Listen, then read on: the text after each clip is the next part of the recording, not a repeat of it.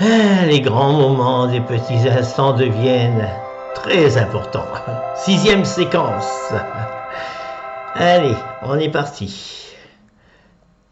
Et là, c'est Mattia Altieri qui voulait que j'aille à Paris pour travailler ma voix avec son père, Mario, un grand ténor.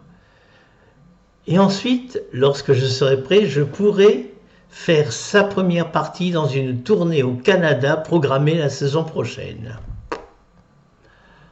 C'était un rêve, mais je n'avais pas trop envie. Ça me faisait quand même un peu peur. Et un jour, alors que je me baladais à Tourcoing, où mon père m'avait inscrit dans une école technique, pour devenir ajusteur-outilleur comme lui, qui travaillait chez Massey Harris. Bien entendu, il rêvait. Jamais je n'ai mis les pieds dans cette école technique. Donc, je me promenais dans les rues de Tourcoing, quand soudain j'ai senti une odeur que je connaissais. Je regarde la porte ouverte à moitié qui était à côté, et là, je vois plein de décors de théâtre, de toiles au sol qui devaient être peintes, ou être en train d'être peintes. Je rentre, il n'y avait personne. Je traverse l'atelier, franchis une autre porte en fer, et je me retrouve dans les coulisses d'un théâtre. Quelques meubles sont encore sur scène, la salle est vide, éclairée par des lampes de secours, la scène est éclairée par une lampe de service. Il est relativement tard, on est lundi, un jeune homme arrive, va dans l'atelier sans me voir, j'entends des portes qui se ferment, et puis le gars revient, repasse et sort en éteignant le service. J'étais enfermé dans ce théâtre. Alors je m'assieds dans le canapé qui se trouve là, en scène, et je rêve.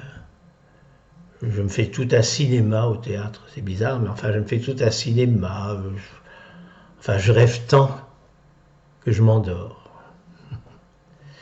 Et c'est le lendemain vers 9h, que le même gars de la veille me réveille et me demande « Qu'est-ce que tu fais là ?»« Je vais te conduire chez le directeur. » Oh, mon rêve, voir le directeur.